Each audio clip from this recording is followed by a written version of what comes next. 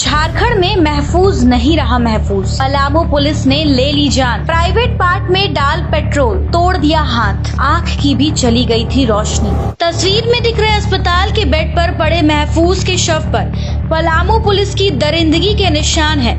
Palamu police कैसे महफूज के साथ बर्बाद ताकि सारी हद को पार कर दिया, उनके तमाम निशान गवाही दे रहे हैं। महफूज भले ही दुनिया से चला गया, लेकिन सवाल पूरे सिस्टम पर खड़ा कर दिया। आखिर कैसे एक युवक को पुलिस ने चोरी के आरोप में पकड़कर उसके साथ अपना खौफनाक चेहरा दिखाया।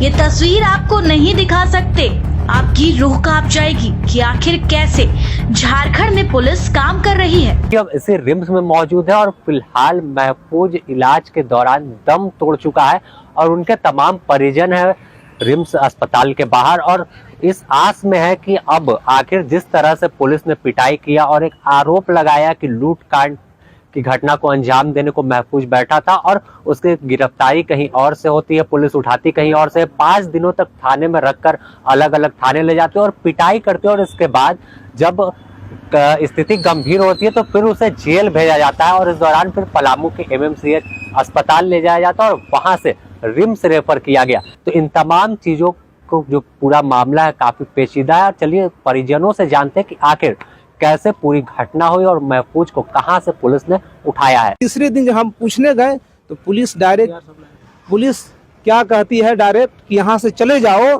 तुम्हारा भाई हथियार सप्लाई करता है, अपने गरेबान झांक के देखो, तुम्हें भी मार के हम थाने में बंद करके जेल भेज देंगे। एक शरीफ इंसान को ऐसे कहता है, मैं कहाँ से बदमाश लगता हूँ, आप लोग समझिए।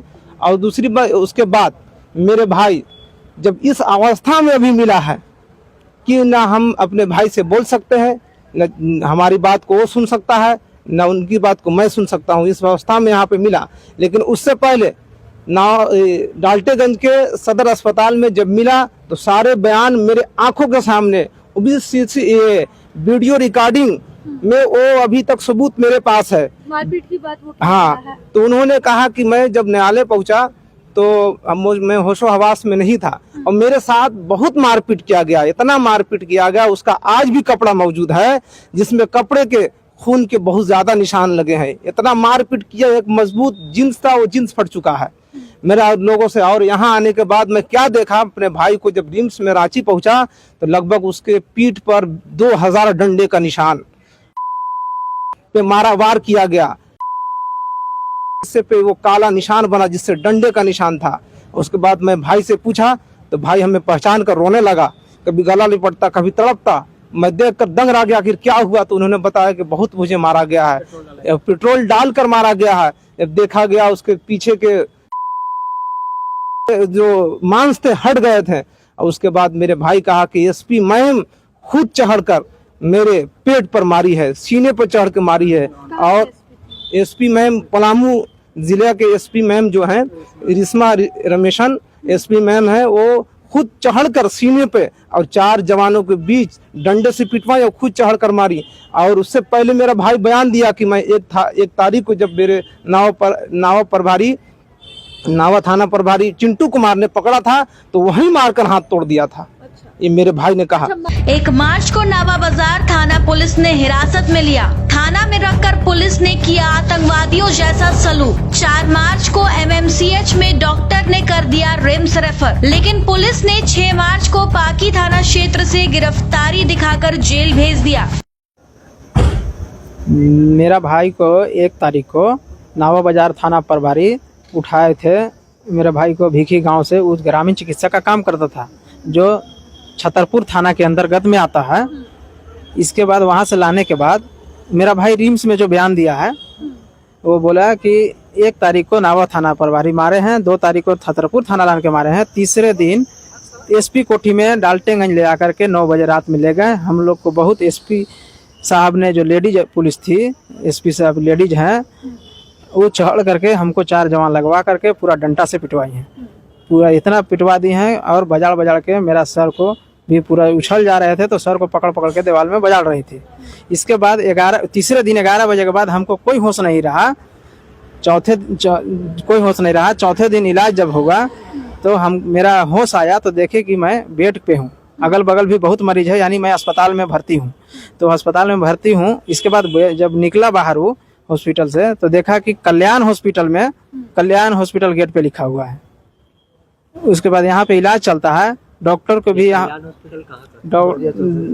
बोला कल्याण हॉस्पिटल डाल्टनगंज में है, तो बैरिया है या कहाँ ये मालूम नहीं है, बैरिया में ही होगा, कहीं भी है। वो बोला कि कल्याण हॉस्पिटल ही बोला गेट पे कि डाल्टनगंज में ही इलाज के दौरान हमको दिखा गया।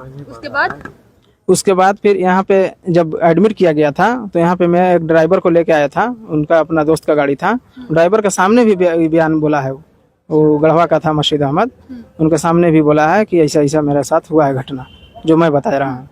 उसके बाद वहाँ से अस्पताल से फिर अस्पताल और ये अस्पताल से फिर रिम्स भेजा है। जेल में शिफ्ट होते ही जेल अधिकारी ने हालत गंभीर देखकर रांची रिम्स भेज दिया।